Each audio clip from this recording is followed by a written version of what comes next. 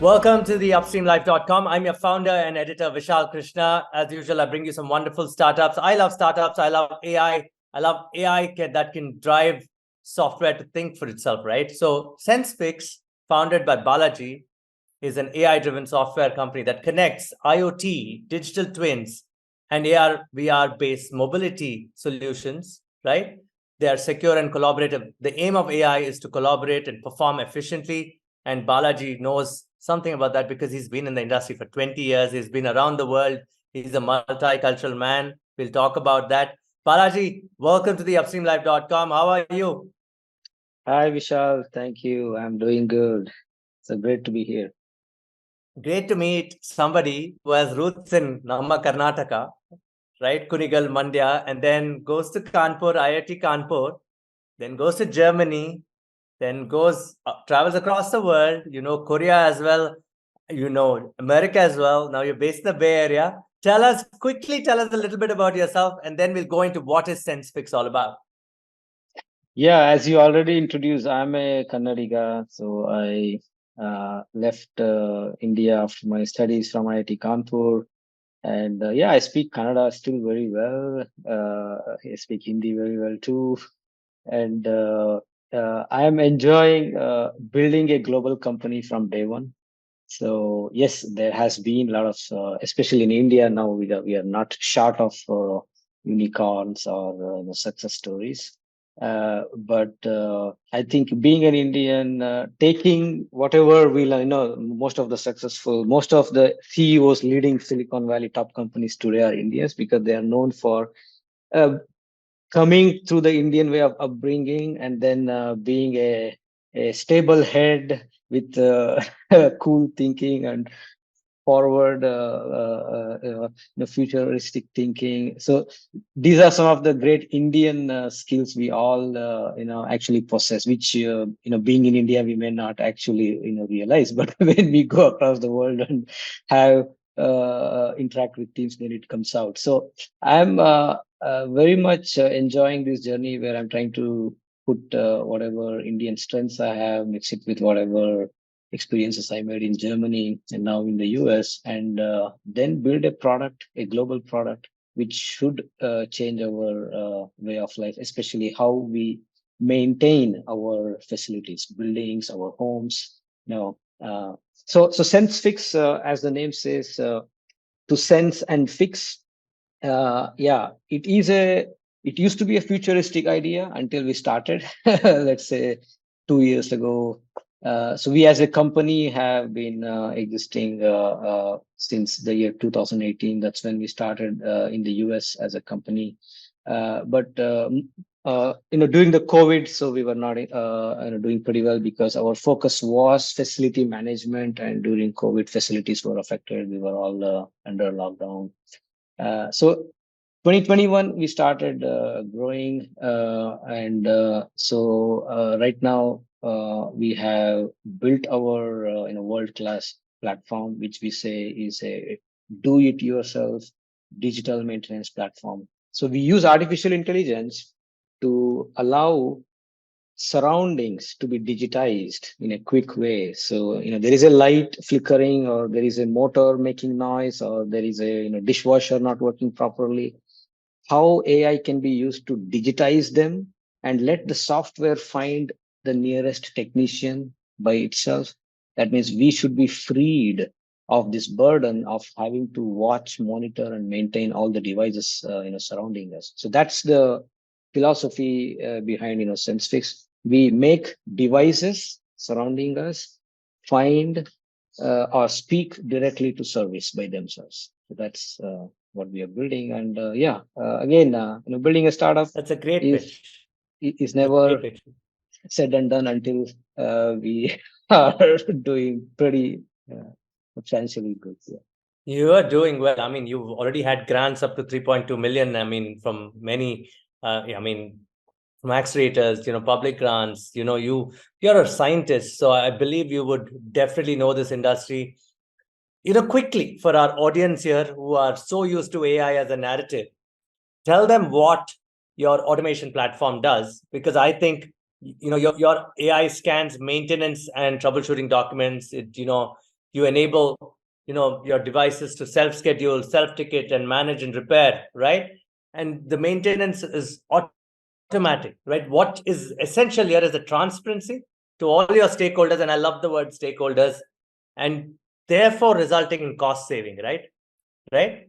So I want you to tell us quickly on how the technology is orchestrated from the old IoT world to the Sensfix world, and why it is essential to note that this is something where you don't need somebody to sit in front of a dashboard and monitor things, but it goes straight to the technician when there's a problem.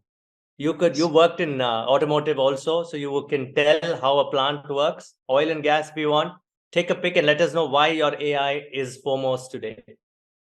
Yeah, so as we all know, AI, the two big pillars inside AI, let's call the language processing, all related with text, the chat GPT kind of technologies, and the computer vision, analyzing the image and video. So these two have come up in a big way in the last few years.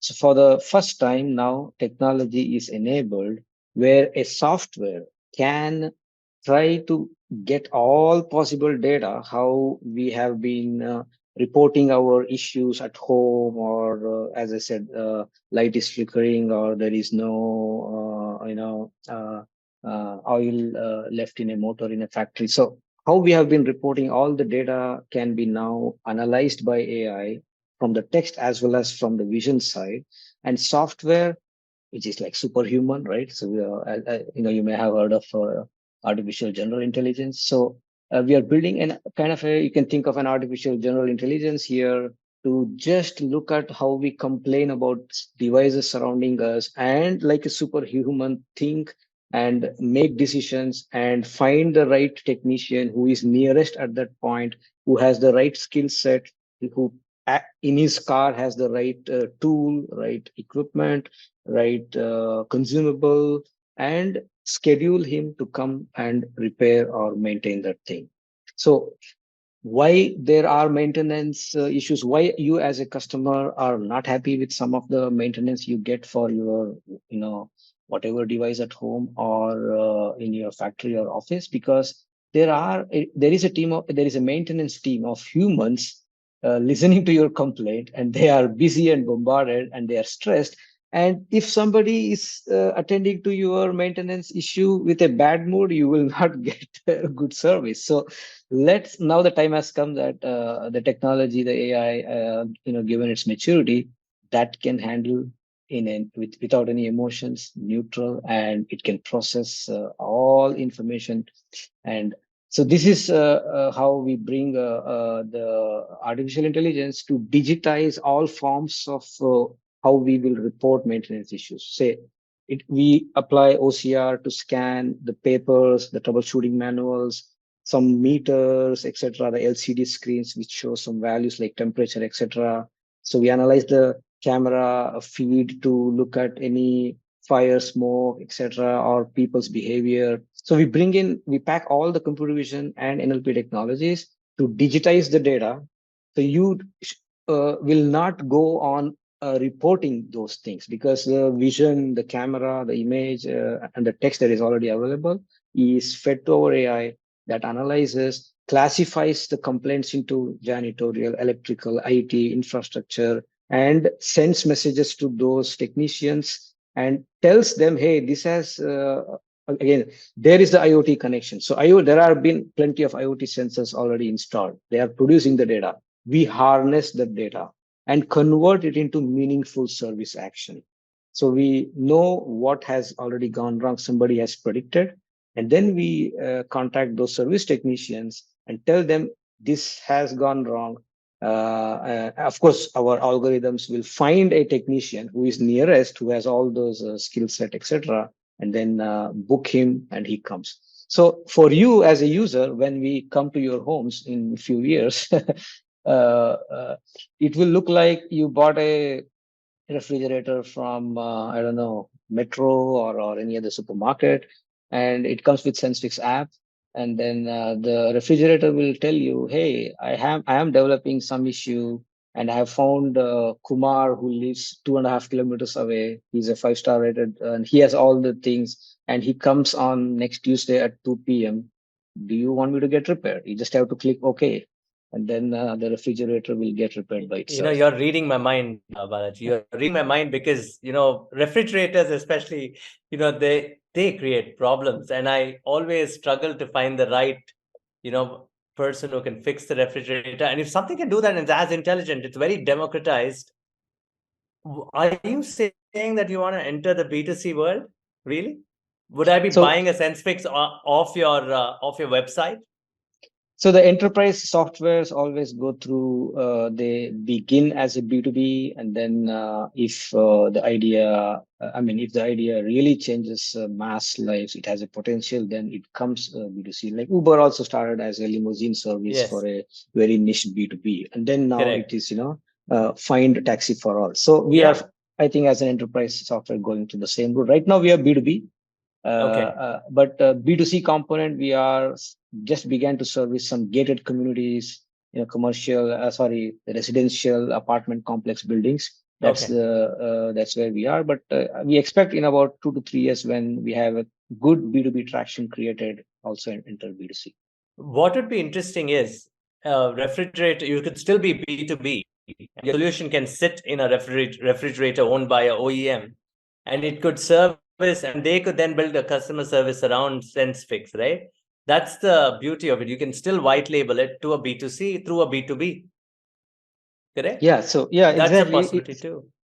Yeah, that is the B2B2C. So, as I was giving you the example, if you end up buying a refrigerator, it would maintain on SenseFix throughout its lifetime. It would Mhm. diagnose, and then our softwares help the refrigerator to self-schedule and then self-ticket. And you are on a chat channel. We have a concept called Sense channel, which is nothing but a WhatsApp window where the device opens a ticket, and then it pulls the nearest technician and a facility manager and a manufacturer, and you are on the channel. So that's the ticket. So now it would be free for you because you bought the refrigerator with SenseFix lifetime maintenance, ticketing support. So hence that would be a B2B2C model. This is fantastic, Balaji. I really wish you all the best in that. For the technology aficionados there, they would say, okay, is this a large language model business? How does ChatGPT integrate? How do you integrate, say, perhaps a blockchain for those who like blockchain? Let's talk about what makes sense at this point of time. Also people in the cloud, people use data on the cloud today, different versions of the cloud. Some of the retailers who are my clients, they're on hybrid clouds. They'll have two public cloud providers, one private cloud provider. They have all these IoT sensors sitting in their stores, in their warehouses, in their fulfillment centers. The orchestration is done by any particular methodology that you apply to, and then your dashboard becomes a self-governing kind of intelligence, which then finds technicians. How is it orchestrated? What type of technologies do you use? So when we began, yeah, we are coming out of the Silicon Valley as a startup, and we got a good European Union funding. So we were very heavy on tech, all those jargons. But we have this unique. We are following a unique, startup building experience. As I said, growing parallelly in multiple markets. So we were on the field on day one, and we started building what a few of our customers wanted. So we never built a product and then tried to, push it into the market. So though we had assembled a great AI team and had funding and backup and to really go tech heavy, but we quickly realized the customer at the end of the day really want simple things to be solved. So we ended up making more innovations in the way we roll out the solution. So on the AI side, we are using all five different forms of text AI on the natural language processing. So text classification, and then the text retrieval, extraction, summarization, and then the OCR part. So when all whatever we complain, we sometimes cannot express what has gone wrong. We take a phone call and try to blabber something. So there is a chatbot which tries to engage and bring us to a point that we really expressed some genuine complaint, and that is going through text retrieval, extraction, summarization. And then there is text classification, which is, so whatever I complained is classified as electrical, janitorial, infrastructure complaint. And to scan things on LCD screens, or even the objects, we use the OCR technologies, which is mainly on the computer vision. And then we have a bunch of innovations on the ground. As I said, we have concepts called geofencing to monitor the age, gender, and then how much time people spend, the servicemen spend. So this is all video analytics and image analytics. So uh, in order to solve the problem efficiently, make devices really, literally uh, speak to service by themselves. We keep buying so many gadgets. I don't want to just keep managing them, monitoring them. I just have to have this free mind, let the devices manage by themselves. So we literally mean that. In order to do that, whatever just enough bunch of technologies from computer vision NLP, we have addressed, packed them together and built it as a platform. And our enterprise customers can actually build their own, let's say, an AWS kind of platform for digital maintenance by their own. So that's why we call it do-it-yourself, digital maintenance platform. You said it, Balaji. I mean, I think we are living in an era of 5G plus, maybe going into many other technologies in the future. And you help, these organizations globally spread out, right? In the 5G era, right? Correct me if I'm wrong there. You unlock the full potential of AI, IoT, AR, VR. That's what you are, correct? Exactly. So our app could not run pretty fast on an LTE, and that's the reason why we went to South Korea last year. In fact, the South Korean government, through an initiative, invited us, those prospective, promising ideas, which are not getting into the market quickly because LTE doesn't allow those heavy computer vision, heavy applications to run on a mobile phone. So we took that opportunity, went to South Korea, because believe me, back then, South Korea was one of the two countries on planet Earth which really had 5G working everywhere at its true potential. And we experienced that. Yeah. So 5G is a good enabler because heavy computer vision, NLP, not NLP, computer vision heavy applications really need a fast connectivity on a smartphone. And yeah, going forward, as the mobile first or mobile only is really is the way, especially the Gen Z and the newest people, they do pretty much everything on a mobile phone. That means 5G, or I don't know about how 6G is coming, but these technologies are really enabling for solutions like us to really make it a way of our lives. No, I mean, I agree with you. 60 is way ahead. I've had only one person talk to me about 60 this year in January, and he's another research scientist from the Indian Institute of Science. And we'll talk about 60 in a bit. Maybe our next podcast would be something there. But this is interesting, right? You're one of the few companies who built your business with the client in hand already. And that is very important. It's not as if you force fed the product into the market. And you did multi markets also. You didn't do one market. You did 3, 4 different many different countries. You want to care to explain why that strategy worked for you? And who don't name them, but you could talk about the industry, please. Yeah, I mean, it all started. It was not planned. I think if I go and do an MBA and learn how to build a startup and then go, maybe I fail 99.99%. So let me be honest, I think it must have been an accident. Or so I was running my first startup, which was where we had built an industrial hardware product, a heavy electrical switch to turn on, turn off automatically big electrical devices like street lights or floodlights. And we were the designers, manufacturers, and we gave products to government bodies, especially. And we had to give 2-year warranty. And whatever happens during those 2 years, we were responsible. So after having built the hardware product, my mind was more, because I have been a digitalization and automation freak for the last 2 decades in whatever I have done. So I started, innovating and trying to automate the repair work, the repair and maintenance. So that's how we started. That means our customers who were facing that pain point, we were trying to build another app to fulfill that pain point.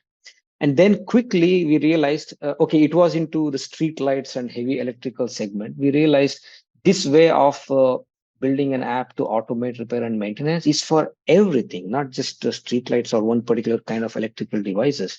So that's when we quickly, since I was living and doing that startup, while I was living in Germany. So we took the European venture framework as a backup, and we started a company there, and quickly moved to Silicon Valley because of an investor, an early stage seed investor, and uh, and then we continued to build this solution for some of the customers who were already in our site. And then the next thing was, what if those customers accept in that market and these other customers don't accept? Then because of our global outreach and the network, especially today, we really tapped into all the startup programs and the help out there, and then figured out in another market, say in Germany, Spain, Poland, US, South Korea, now India. So figured out some initial customers on proof of concepts, and started co-developing with them just to make sure what we are building for few customers in one market, we will not end up as a servicing company. We want to really build a product, and hence let's see how other customers in other market take this one, or say look at it. And that's how growing in parallel market started. And then now for us, it is not a question if our product is fitting into the market. It is just a question our customers are really pressurizing, and we have to get the features they want quickly. So this is a different way of startup building, I believe, because of my interactions with the VCs. But yeah, we are very passionate about it and looking forward to realize maybe this is a winning strategy. Balaji, we've talked technology, we've talked cross-cultural expansion, market. What is the market size as such? I'm sure, because there were so many IoT companies in the past, obviously it was a multi-billion-dollar market globally. What is the current number? Is there a number to it? Or would you say, look, the world has a lot of these devices that need to be, rationalized, centralized, and therefore the market is unfathomably huge because we are already in the industrial 4.0 era. What are your thoughts on the market size? And what is your typical sales cycle like, and how do you sell the product to clients?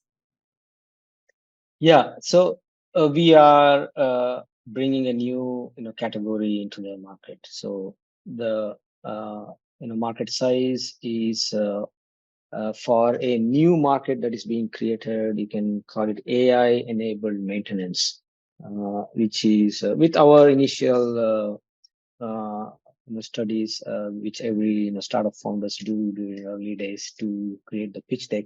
So we have come to the so-called the serviceable obtainable market SOM, which is about 1.8 billion US dollars as of today, and but that's growing pretty rapidly at I think 24% compound average year on year. But having said that, the very less market data exists because it's a new space that we are creating. There are spaces like computerized maintenance management software, CMMS, ServiceNow or Zoho, for example, gives some tools to build some digital maintenance, but this is mostly for IT service. Now imagine what Zoho or ServiceNow is a big leader in this space out of the Silicon Valley, or IBM Maximo is a big company. So none of them actually venture into this new AI-enabled maintenance where it has a potential to replace hotline support, the telephone call centers, or if you look at how you report your maintenance issues, either you go to a receptionist in an office or in a hotel, or you write an email, or you call up a hotline number. So those are the three things which will be gone when our solutions become way of life in a couple of years from now. So Down the line, market size could be huge. It could run into a few hundred billion US dollars once this technology is proven. I think we are one of the early movers in this market. So that's why we got out of that rigorous due diligence a multi-million dollar European Union grant because nobody was doing this. So as of today, with the data that is existing or available, it's in single-digit billion-dollar market size. But we are hopeful when other avenues open up, it can run into few tens of billions or even few hundreds of billions in the future. We are focusing on B2B right now, as any other enterprise software. So B2C takes time to really catch the imagination of the user and build that trust. So B2B sales cycles are typically longer. So we get into a POC very easily because people have this pain point. Remember, we are building something what people are facing every day. So they really want to get into a POC. But for us, the challenge is the budget that would be allocated to pay a software like us is already spent somewhere else because this is a new space. So nobody is having a budget and waiting for spending on something. So having doing a POC for a couple of months, maybe sometimes 6 months, then they really get convinced. There is this stickiness. People depend on our software. Once they start using, they cannot imagine actually getting out. So they end up let's throw finding a some budget. numbers. Let's throw some numbers. The proof Yeah. is always in the pudding, right? Like they say, Yes. how do they say that? Most of the IoT companies out there said we'll reduce operations, right? Based on HVAC, electricity consumption, right? That was the thought process at the time. How does your product price itself in terms of operational excellence, maintenance, therefore reducing the AMC costs? Give us some quick math. Yes. So our customer metrics, our B2B customers, the value we add is in terms of 3 or 4 metrics. Number one, we reduce the so-called first visit success rate. So any facility has a maintenance team, and the first visit of a serviceman or a technician is primarily to look, diagnose, and then he goes and comes back prepared to repair. That means on the first visit, fixing success rate is very low. So we are on an average, we have seen the first visit success rate goes up by 75%. Mean time to repair comes down. Repair failure rate comes down less than 1%. Because our customers, we have seen, due to lack of communication, due to lack of multi-stakeholder monitoring in real time, there are so many stupid mistakes which happen, and that leads to loss of revenue. So repair failure rate comes down, all of which has a potential to save somewhere 12-14% up to 30 to 40% savings on the annual maintenance contract expenditure or the service level SLA expenditure they have to spend on maintenance. And in, in terms of user satisfaction, like we as a user, we have reported in your office, you may report your printer is not working, your laptop is having a blue screen, and then you call, they say, yeah, and then you get emails after emails, yeah, a ticket has been opened. This is so, but you are still, you only see that, but it's a textual monitoring you have. You don't have a direct visibility. So through our WhatsApp chat like Sense channel, rich with AI features, you are in real time. You can monitor what's happening. So end user customer satisfaction goes out of the roof. So, and this is why some of the facilities really want this, because it becomes as if people are all participating in facility management. I like your style of clarity. Does your clarity also often go into leadership? Because you speak Kannada, you speak Hindi, you speak German, you speak English. Do you also speak Korean secretly? Tell me, how do you manage this multicultural team? You have operations in San Francisco, you have operations in Poland, you have operations now. You're coming to India, or maybe already have a team here, and also in Korea. How do you manage this as a leader? Do you delegate? Are you a guy who's saying lean team? centralized to you? How do you manage? Well, my team will nod their head. That's been a challenge in the last couple of months. So we have been like we grew as a few member company to few tens. I think maybe today we have a core team of 30 to 35 people. In total, it could be about 50 to 60 people. So I think we have reached a stage where uh, management in terms of delegation is a challenge. So since in the DNA of our product is digitalization. So you see something, a light is flickering, you use computer vision and you have digitalized it. Or you see a meter which is showing 29 degrees, and then you use OCR and we digitize 29 degrees, it shows on a plot. And if it is exceeding 29, an automated SMS goes. So digitalization is in our DNA. So I have tried to bring the digitalization in our work culture. So we have people working round the clock from Silicon Valley in California to South Korea. And we all have our own internal culture of trying to digitize our work, whatever we did report in a basic digital way, simply based on Google Sheets and etc. And yeah, this has been a challenge, and but digitizing and automating is what our product is, and we could digitize and automate our operations as well to succeed. So I think to grow and manage this multi market and multi time zone and multi uh, it's cultural unit. We are applying the same DNA, which is digitize and try to automate wherever possible, and hence run a global company. Yeah, but believe me, that's a challenge. We are trying to innovate more on that, and I think in the next 2-3 quarters, we would like to innovate much there so that we truly operate Okay. as a global company. Okay. Any message to your would-be, OEMs that you're pitching to, or the brands that you're pitching to? Just that one line on why they should come to Sensfix. Yeah, most of our enterprise facility managers or industrial plant managers, they have all adopted IoT sensors with a hope of trying to automate things, but they ended up just putting sensors, collecting data, and now most of the people are saying what to do with the data. So we are the company which starts where the IoT world ends. So we pick up the data and the intelligence if they have created, and we reduce your workload, make your life easy as a facility manager, increase your end user customer satisfaction, and save money at the end of the day. And yeah, and, if you are many companies are spending budget on digital transformation and adopting AI, so we are right into that. If you want to feel good in your board meeting next quarter, yes, we provide you a digital transformation product with AI.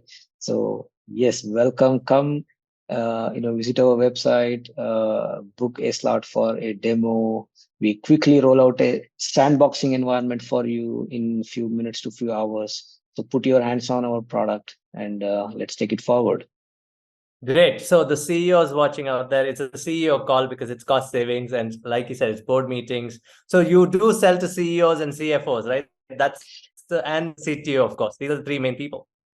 Yeah, of course, the people who put hands on our product are the operational managers, operation and maintenance managers, or the service managers, or the supply chain people. But of course, since we are under the digital transformation AI heading, so the push comes from the CXO, especially in the US. You see, uh, direct orders from a lot of senior executives. You just go and adopt whatever AI that's in the market. I'll tell you something funny. You're living in California. Many years ago, in 1978, right? There was a legendary composer called Frank Zappa living in California, and he wrote a song called Flakes. And the song Flakes is just about what you're saying, that you have your plumbing, you have your, electricity, everything goes unfixed because nobody knows what to do with the data. And you are very right. People just go to fix the problem, but it's really not fixed. So let the machine do it. So you'd appreciate that song. For those of you listening in California would know what the song Flakes means. Go check out its lyrics. It's all about plumbing and electricity, and it's all about fixing these things. But he was great enough to see that in 1978, that why are we throwing people at the problem? Why can't machines take over in a way? Right? Exactly. But right. So Balaji, this is fantastic. I love these conversations. Okay, I can go on and on. Do you miss your Kannada? Do you miss your Hindi? Tell us plans for India. What do you want to do in India? Let's go celebrate India. What are you doing in India now? Yeah, we just started, testing the Indian waters, the Indian market. Few 1 or 2 years ago, maybe we tried some stint in India, but it was too early because that, yeah, it is too futuristic. But I think Indian market, believe me, I mean, Silicon Valley, Europe, I could say these are my home grounds. But the technology adoption in few spaces in the last few years is slow in these markets. So South Korea, Japan, Vietnam, Singapore, India, they are, say, for example, Turkey for that matter, these markets adopt some new tech very, very fast. So in India, we are, as we speak, few of business executives whom we have contracted for licensing as well as testing the markets. So we are opening up a bunch of POCs with few factories in around IIT Kanpur, Uttar Pradesh state.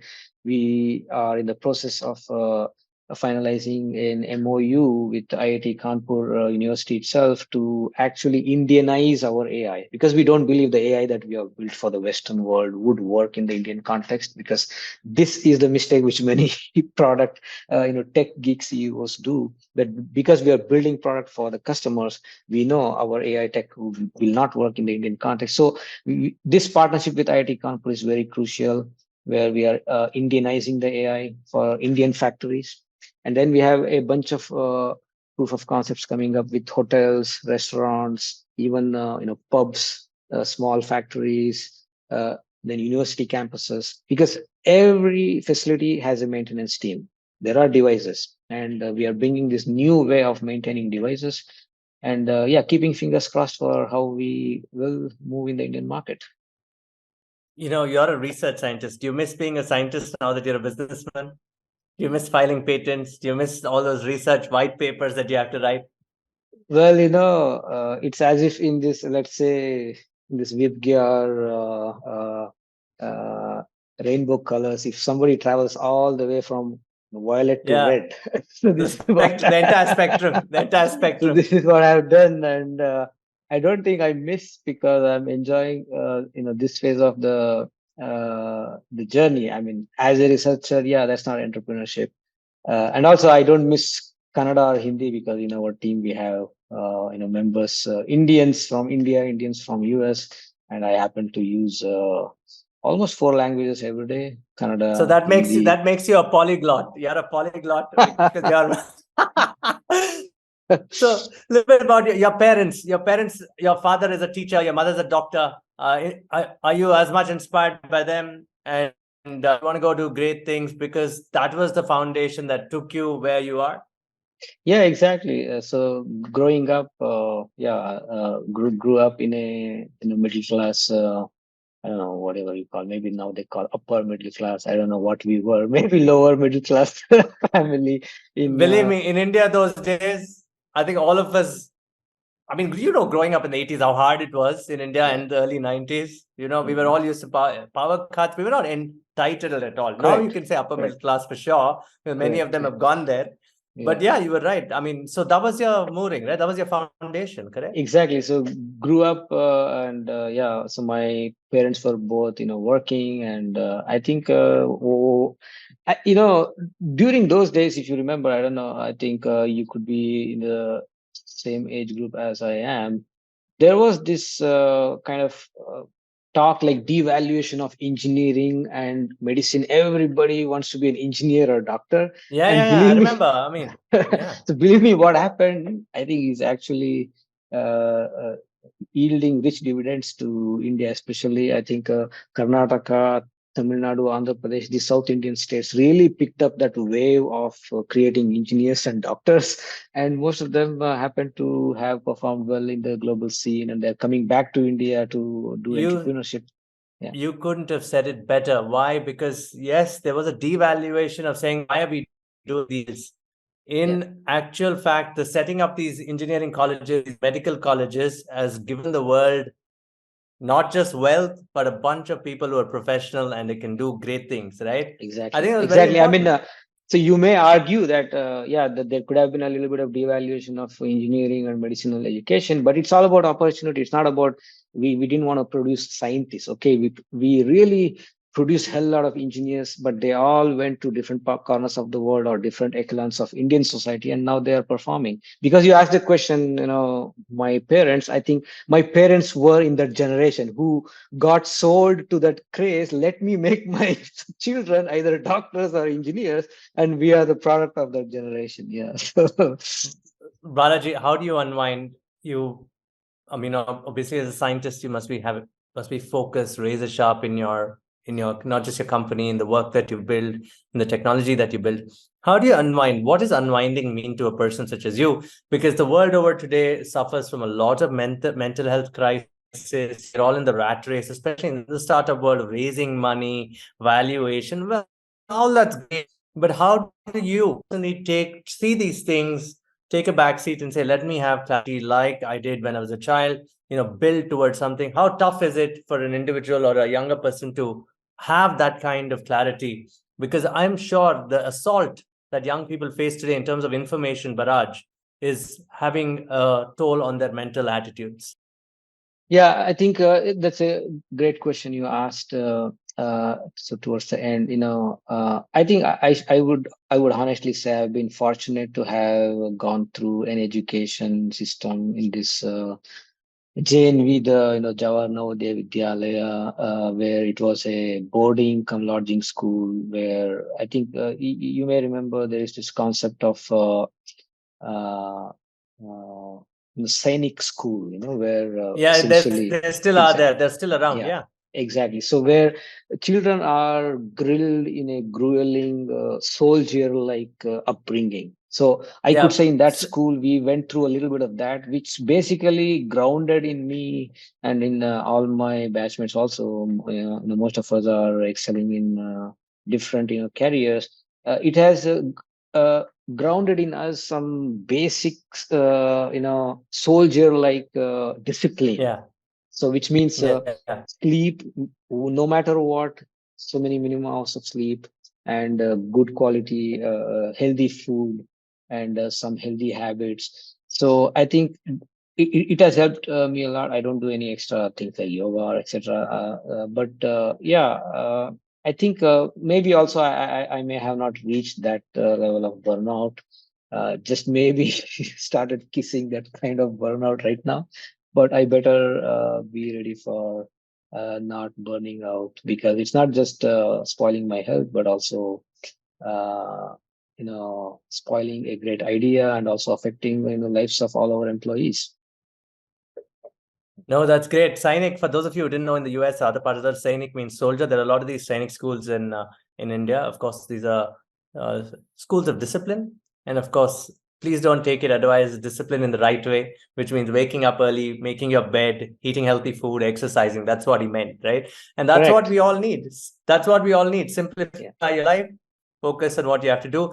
This has been a wonderful conversation, but I cannot let you go without telling me, what are you reading? What do you get inspired by? Two things. What are you reading? What do you get inspired by? It can be movies, it can be art also. Well, I'm inspired by Elon Musk's extraterrestrial life because I'm an aerospace engineer, so I may be doing something else, but I think that's still in my genes. I believe so. Space exploration is what amazes me. So, uh, and what's the other thing you said? What inspires me? And Inspired by in terms of reading. in terms of reading, again, the science fiction and adopting tech on a mass scale. which affects our lives. Maybe not on this planet, one day on other planets. Yeah, this is what really inspires me. So would you say Isaac Asimov's The Philip K. Dicks of the world, is that what you'd read? I couldn't hear the audio. Sorry. No, what I meant, pardon me, let me repeat it. Would you read an Isaac Asimov novel or a Philip K. Dick or any kind of science fiction movie? What would you get inspired by? Yeah. I watch a lot of science fiction movies, especially. Yeah, I think now lately I've been crazy about the Marvel movies, but they are driving all of us crazy by producing so many movies in a year. Yeah, The it's Marvel like movies. consumption. It's like consumption. Yes. It's like the corporation. You're right. And no, and listen, this has been a pleasure. Simply because to meet a scientist who became a businessman or who's now becoming a larger business. Congrats to Sensfix and its team. Wish you all the best. And like I said, guys, they ensure that they're a solution AI-driven solutions provider, and they believe in efficiency, innovation, collaboration, commitment. That is their business pitch to you. Talk to them. And Balaji, thank you. And I'm going to have lunch with you in Bangalore soon. Please make a trip Sure. someday. And Sure. hope to host you in the studio next time. Awesome. Looking forward to it, Vishal. Thank you. Thank you, Balaji. All the best to you.